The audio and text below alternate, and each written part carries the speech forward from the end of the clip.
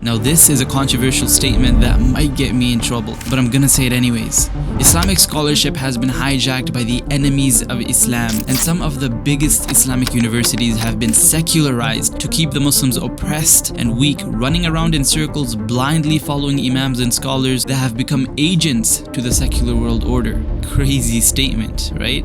Well, here's all the evidence you need to understand this claim. This video will take us through 5 lessons. The first is how our understanding of a scholar has been completely redefined. The second lesson is how the Ph.D. system, whether in an Islamic university or otherwise, legitimize kufr and colonial agendas. The third lesson is how everything we're talking about was planned from day one. This didn't just happen by chance. The fourth lesson is how Islamic universities such as Al-Azhar and Medina University have been hijacked and secularized. The fifth and final point elaborates on how innocent scholars are pacified, made weak, becoming incapable of changing anything for the sake of the Muslim Ummah. And together, these 5 lessons show us exactly how the enemies of Islam have a monopoly on our own scholars.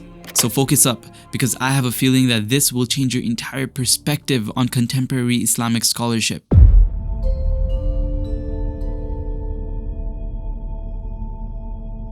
The first thing to investigate here is the colonial redefinition of the term scholar. This is a term that is unfortunately abused in the modern era and given a definition that violates the definition set by Allah and the definition that was assumed for over 1,000 years of Islamic history. This is because what the average person thinks of when they hear scholar is a person who memorized the Quran and has a degree or two in Sharia studies or something. This is completely incorrect and is in fact a colonial rendering of the term scholar. If you get a degree in Sharia, are you a scholar all of a sudden? What is the benchmark that differentiates a scholar from a student of knowledge? Many people might be surprised that there was never a set benchmark throughout history for becoming a scholar. It is something we call an open access position. It is something that is given to you by recognition of your own community. You can memorize the Quran and all the hadith and be the smartest human being on the planet, but if the community doesn't recognize that and only sees you working a job as perhaps a bricklayer, then you are not a scholar in the conventional sense for all intents and purposes. Being a scholar is a role that is legitimized by social recognition. Now, Imam Tom Fakini from Yaqeen Institute dives deeper into this topic on the Utica Masjid channel, talking about, what is a scholar, the open access position, what does it mean when the Khalifa used to appoint Wullah and then the governors Wullah who used to appoint imams and scholars and qadis and so on and so forth. All of these terms and the way scholarship used to work is talked about a lot more on the Utica Masjid channel and some of his conversations with the blogging theology, so do check those out. I'll try to have a link in the description if possible. But understand that the definition of scholar has been reinvented today. It's seen as someone with state accreditation instead of an open access public opinion position. It's important to note here that this is a conventional definition and not the Shari'i definition, because words can have different meanings. Specifically 4 different meanings a word can have. Just as an-nar means fire linguistically, but it means hellfire in the Shari'i sense. Scholar conventionally means a publicly recognized civil servant for that role. But it means someone who fears nobody but Allah in the Shari'i sense, which is a definition we'll dive into later. The second thing is that people might not know that these academics who get masters and PhDs are usually used for cheap labor in the education system. Take your thesis and hammer down on it for 3 or 4 years whilst doing all the desk work for whoever it is that is supervising your PhD work, because you are their lapdog for the time being. Even if you get a good supervisor who doesn't use you for labor, your entire PhD work is only an extension of the paradigm you are working under. Meaning, if you are in a secular institution, your PhD will be a secular one. The reason being is because the PhD process used something called the viva voce, which is something like an assessment cabinet for your work. Your PhD work has to go through multiple higher ups in the educational field and the government. Do you think you can write a thesis on communism and then pass it through an entire cabinet of capitalist academics and statesmen? They'll burn your paper along with you. Similarly, anybody who's getting a PhD in Islam through a secular institution is probably writing something that is secularizing Islam. But this requires further investigation, of course. A perfect example is the Graduate Theological Foundation, based in the USA. It's an organization that's run by a bunch of interfaith Masons that are openly writing that they advance secular society on their website. This secular institution actually gives accreditation for Islamic studies. You can get a bachelor's, master's, or even Ph.D., you name it. And if people don't see the nature of the Ph.D. and where it came from, to them, it sounds like an authentic display of mastery. But it's the opposite. It's an authentic display of impersonation, claiming to be a professional in Christianity, Judaism, or Islam, but actually just being a professional secularist. So that's the first thing to understand. Extremely important. The PhD system in education is often used to strengthen colonial agendas. You will never make authentic works when a whole lineup of colonizers are waiting to validate your works.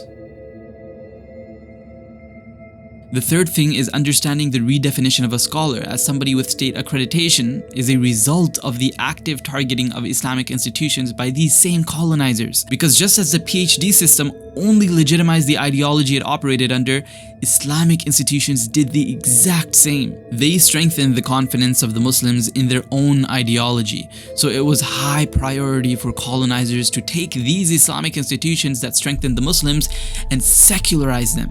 In fact, in the book Islam and Modernism by Ustadha Maryam Jamila, she quotes a famous colonial leader named Wilson Hunter in his book The Indian Musalmans, saying, "Nobody can write off or erase Muhammadan law. However, we can divert them away from it by convincing the Muhammadans that the study of Sharia will not give you any status in society.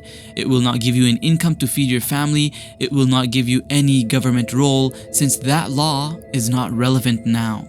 Crazy quote, I know. You can see over here the creation of a culture we are seeing where imams and Maulvis are like the bottom caste of society. They are viewed as an oppressed people, brought up in shackled paradigms. They don't know how the world works. This is the reality. And so these attacks against Islamic institutions succeeded, whether India, whether Saudi Arabia, or even Egypt. I always use Egypt as a popular case because Al-Azhar was known to be the peak of Islamic studies at one point. But many people don't know how it was hijacked by Napoleon Bonaparte, lost almost all of its income that funded its higher education, nearly went bankrupt, then was completely secularized in the following decades by the likes of Muhammad Ali Pasha and his successors. I go a lot deeper on this point of Al-Azhar being secularized by these scholars and Napoleon Bonaparte in one of my videos called Secular Societies. So make sure to watch that to learn about how Al-Azhar was secularized to turn scholars into civil servants that serve the state. Now, the fourth point is the result of the secularization of these Islamic institutions, which is the new definition of a scholar leaves state employees in the front pages and headlines instead of those who truly fear Allah. Because the definition of an alim is clear-cut in the Quran when Allah subhanahu wa ta'ala says, إِنما يخشى الله من عباده العلماء. Only those who fear Allah and nobody else. No government, no agency, no corporation, no individual. Only the fear of Allah, those are defined as scholars. But these state employees betray the covenant with Allah and obey the secular state instead. Take this recent example, it's a very popular one. The scholarly research body that gives out fatwas and rulings and stuff like that is called the Ifta Committee. The head of the Ifta Committee and former Grand Mufti of Al-Azhar, Ali Jum'ah, gave a speech in which he literally uttered the words, Sisi and the military generals of Egypt are like Musa and Harun. Abdul Fattah Sisi. This is the person that after succeeding in his coup against Muhammad Morsi rahimahullah would kill over 1,000 peaceful protesters in what we know as the Rab'a massacre. In such a vile manner that even Human Rights Watch would come and say about Sisi, these killings not only constitute serious violation of international human rights law, but likely amounted to crimes against humanity. Listen, we are talking women and children, slaughtered for what? This murderer and secular tyrant is being compared to Musa alayhi salam by the quote-unquote former Grand Mufti of Al-Azhar, the head of the Ifta Committee. But this is the reality. Some of the leaders of these institutes, such as Dhar al-Ifta and Al-Azhar, unfortunately are puppets with no rationale or logic in their statements, which is precisely why they avoid public discussion with alternate viewpoints. Everybody knows mainstream Egyptian media purposefully invite weak scholars who barely know anything and put it up against strong secularists and try to humiliate Islam on air to colonize the people. They have nothing to stand on, so they avoid debates and anything that would challenge their views. They operate with intelligence services, the mukhabarat, and sell the blood of the Muslims for a penny and a dime.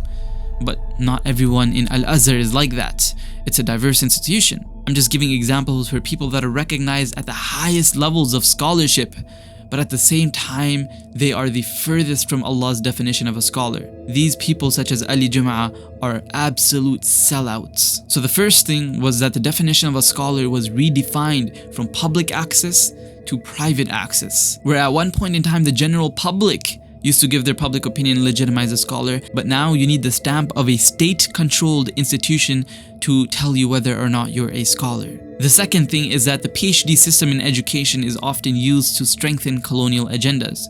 The third thing is that these redefinitions of terms were intentional, not a byproduct, as we saw with the statement of William Wilson Hunter. The fourth thing is that these institutions were colonized and have their higher-ups as people who serve the secular state and have their pockets filled by them. Now the fifth point I am about to give you is the most important point out of all of these. This fifth point to understand here is that even those people that are not paid by the state to carry out their agendas are unfortunately miskeen, intellectually speaking. They are incapable of creating societal change. Just take a look at the Al-Azhar curriculum. They have like 8 to 10 theoretical courses on fiqh and marriage, 6 courses or something in Arabic language. They have some hadith courses, a little bit of ilal if they go into advanced. Their aqidah courses are all about how to debunk Mu'tazila, and they have a little bit of usul al-fiqh here as well. They have a butchered up seerah over there as well, where they avoid talking about what the Prophet ﷺ was doing in his last years of Mecca during the Hajj seasons, which is actively seeking political authority in an independent state. This is the Al-Azhar curriculum, really. It teaches nothing about how politics, economics, and societal change works. Also, the people who go to study Islamic sciences in Al-Azhar are systematically less intelligent people. When Miles Copeland, the American CIA agent, succeeded in implanting the American-favored Jamal Abdel Nasser as the Prime Minister of Egypt, Jamal Abdel Nasser appointed a very interesting person as the Minister of Education for Egypt, a man by the name of Taha Hussein.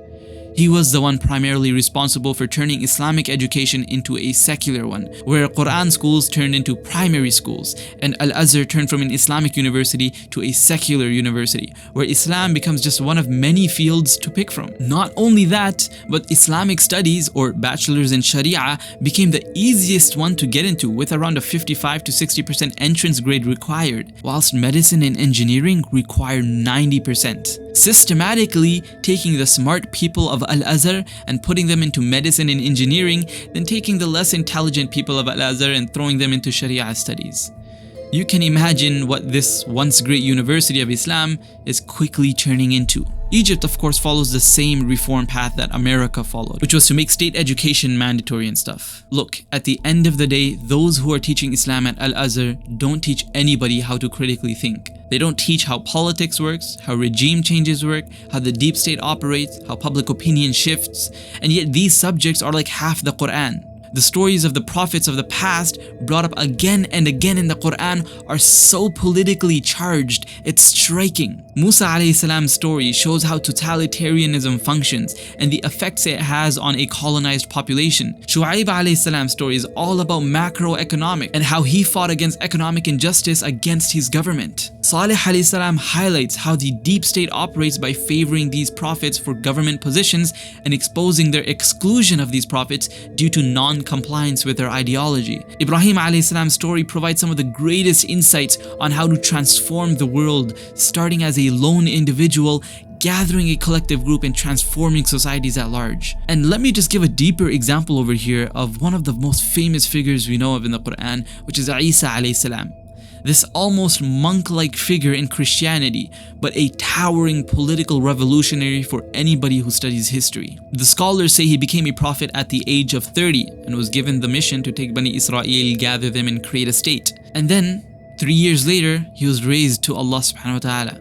There's some ikhtilaf on this, of course. But he did da'wah to this mission for how long? 3 years. Going city to city doing da'wah with his companions. Yet in a matter of 3 years, he rose to the top of the most wanted list for the Roman Empire. This was like half the globe or something before the Roman Empire split, by the way. They are the biggest superpower on the planet. Now, why the heck did the Roman Empire go to execute some small guy in Bethlehem, Jerusalem? You see, some of the Jewish people went and told the Romans that this guy was trying to take the Jews and rebuild the glory days from Dawood alayhi salam. And he was calling it the Kingdom of God. The Roman Empire saw this revolutionary mission as something dangerous and went after him. Do you truly think that they heard some guy was telling people to come pray and believe in God and that's it? And then they decided to respond to that call with, no, we're gonna kill you. No, that's ridiculous. This was an empire that used to accept every god of every nation, and they did it to prevent political uprising. And even though they were so accepting of every other religion that you could possibly think of in the whole planet, they immediately went after the religion of Isa alayhi salam in particular. Why? Because they understood Isa alayhi salam, just like every single prophet in the Quran, was seeking political revolution. A political revolution is the mission of Islam from day one and is literally the hallmark of the story of every single prophet in the Quran. You could not make it more clear. This does not entail anything illegal. This does not entail bloodshed and killing. People try to make up these definitions and attach it to a revolution. The prophets went for peaceful revolutions. I want you to keep that in mind. However, the secularization of the Muslimin has led to this mistrust of scholars and the scholars becoming incapable. It wasn't the case before. The trust and reputation of scholars used to be much higher amongst the general population.